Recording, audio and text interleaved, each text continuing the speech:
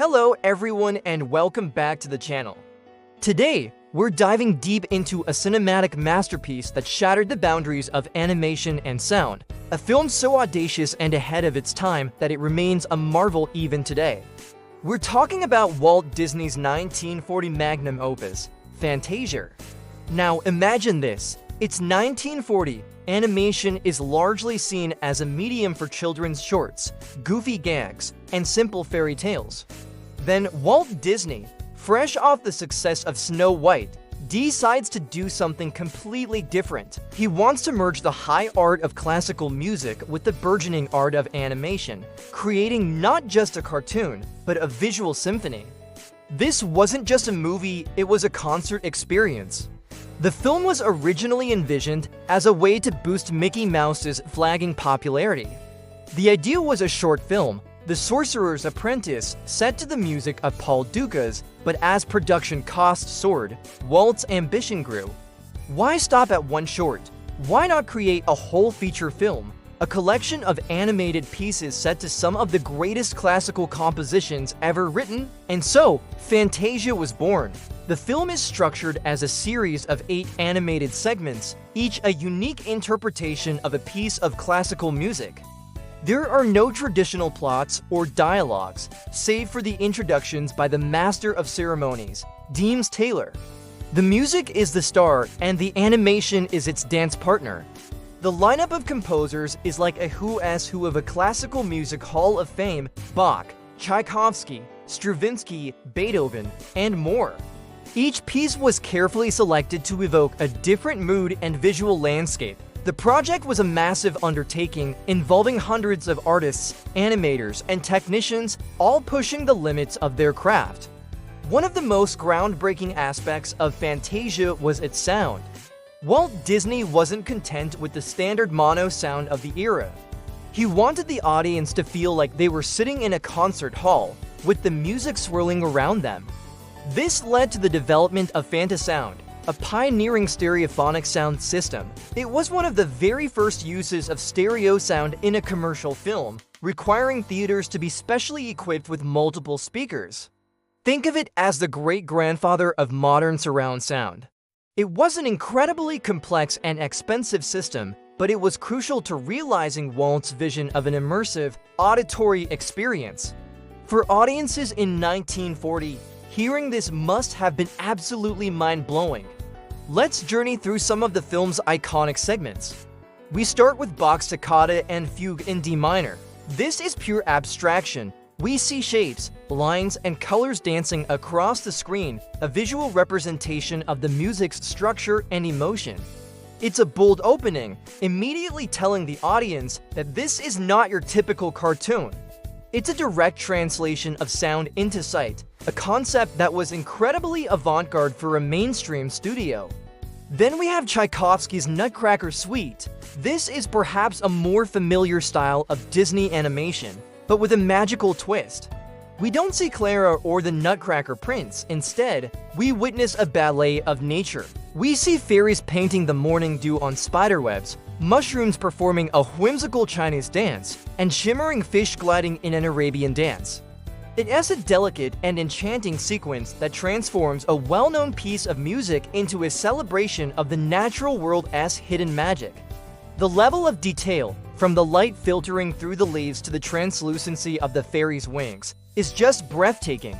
And of course, we can't talk about Fantasia without The Sorcerer's Apprentice. This is the segment that started it all, starring Mickey Mouse in his most famous role. As the apprentice who uses his master's magic to avoid his chores, Mickey brings an army of brooms to life, only to lose control of them in a chaotic, watery flood.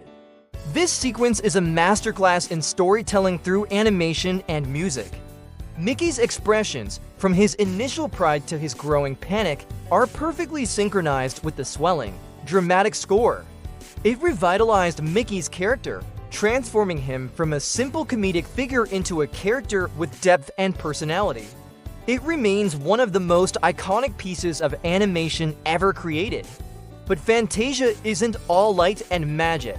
The film takes a turn into the primal and the terrifying.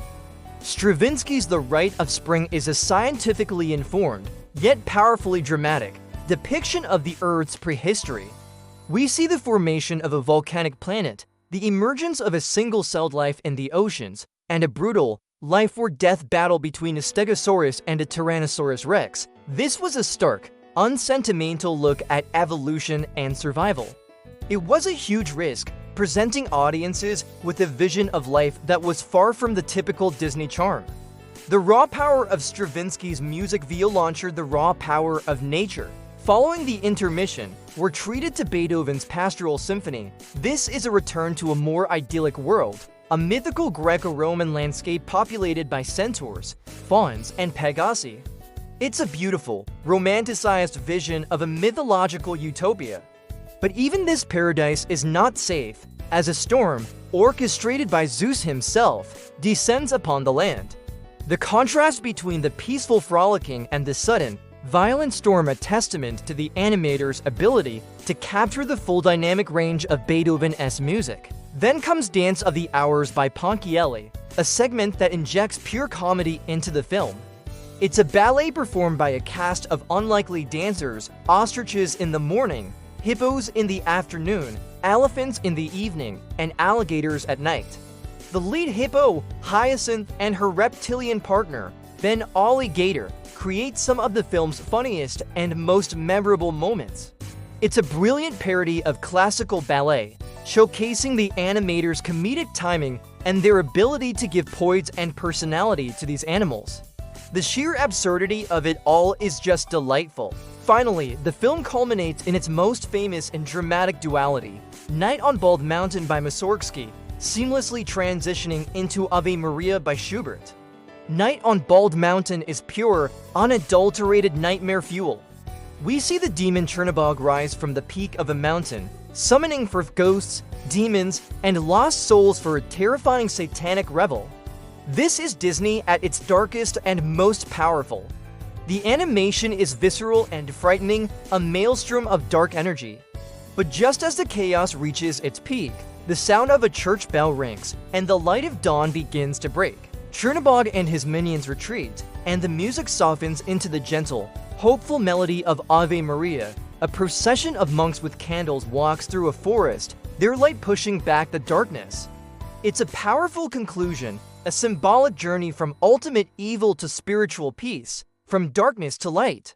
This transition is one of the most masterful moments in all of cinema, a perfect fusion of sound, image, and emotion.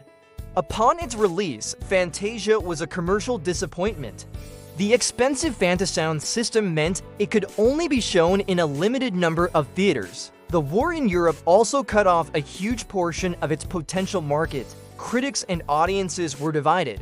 Some hailed it as a work of genius, while others found it pretentious or were simply confused by its unconventional format. It was too highbrow for some and not pure enough for classical music aficionados. Walt Disney's dream of Fantasia being a constantly evolving film, with new segments added and old ones retired, never came to fruition in his lifetime. The film lost a significant amount of money, and it took decades for it to find its audience. But history has been kind to Fantasia. It was re-released in the late 1960s and became a surprise hit with the counterculture movement, who appreciated its psychedelic visuals and abstract artistry. Since then, its reputation has only grown. It is now widely regarded as one of the greatest animated films ever made, a landmark of cinematic innovation. Its influence can be seen everywhere, from music videos to a variety of animated films that dared to be different.